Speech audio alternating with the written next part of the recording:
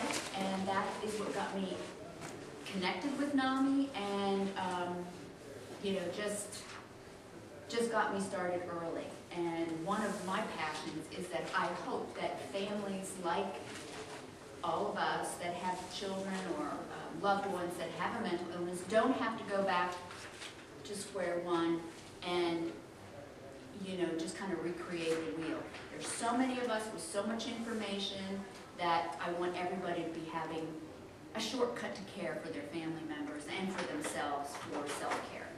I found a lot of what I needed through programs, and I know that a lot of you will as well. Michelle, you want to introduce yourself? And my husband and my daughter both have been diagnosed with a mental illness.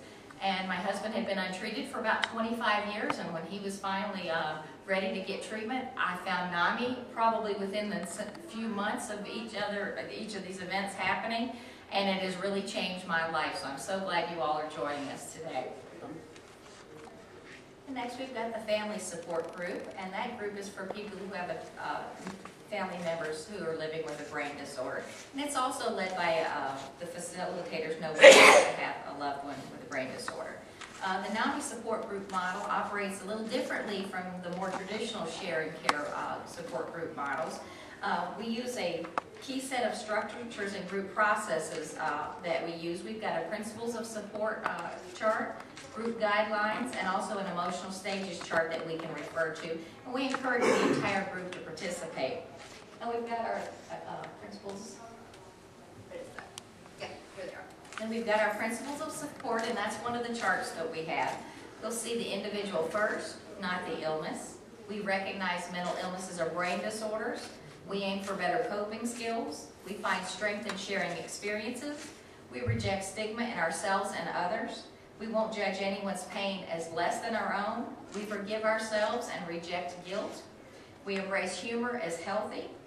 We accept we cannot resolve all problems. We expect a better future in a realistic way, and we'll never give up hope. And many of the people that come to the support group are so happy to see that we use these various principles and an emotional stages chart when they come, because often they think they're going to come to a group session and it's going to be just a gripe session where everybody airs their grievances and nobody ever gets any resolution with any of the issues that are going on with them. So they're very relieved when they find out we can offer resources to them, we can refer to the principles of support, and remind them about our emotional stages and what they're experiencing as perfectly normal reactions within that group. We do tell them this, we are not professionals. We have a lot of people that call and think we're professionals. We tell them we're family members just like you are. The support group we have in the AOP area is once a month. It would be wonderful if we could offer more family support groups more often during the month, but I guess about once a month. Some places have maybe two that they offer, and the following affiliates have that now: Aiken, AOP, Batesford, Leesville, Beaufort, Charleston, Grand Strand, Greenville, Lawrence, Mid-Carolina, PD, Piedmont Tri-County, Spartanburg, and Sumter. And will that be, are you going to tell about what's going to come at the weight of training? What's available? Yes.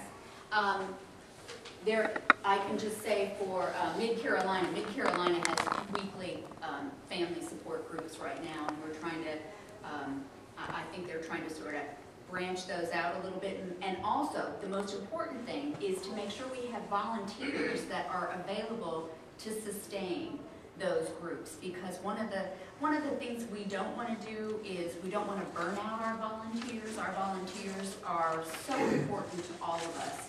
We all know that we talked to somebody during our journey that was so important to us. That volunteer, you know, did their part, and then we want to be able to sort of pay it forward and do what we might need to do to reach out to somebody. But you know, volunteers are going to be trained this November between November 9th through the 11th. And that's going to be at White Oak Conference Center. Right now, that family support group training is completely full. It has a waiting list, but not to be discouraged. If we have a waiting list or we have a demand, we have to have another training. This will be the first time in years that We have had such a demand for more support group facilitators to be trained, and we will meet the demand. We do not want to not be able to make a service and a support group available in an area just because, oh, we only may have this training every once in a while. We'll do what we can to make sure that it happens maybe right after the beginning of the year, so that people that have plans to move their affiliates forward with either replacing support group facilitators or opening up a new support group somewhere in the state, we want to make sure that they can do that. And we want to thank everybody for listening to our program presentation. Like I've said, and like Michelle has said, our volunteers are the heart of our organization.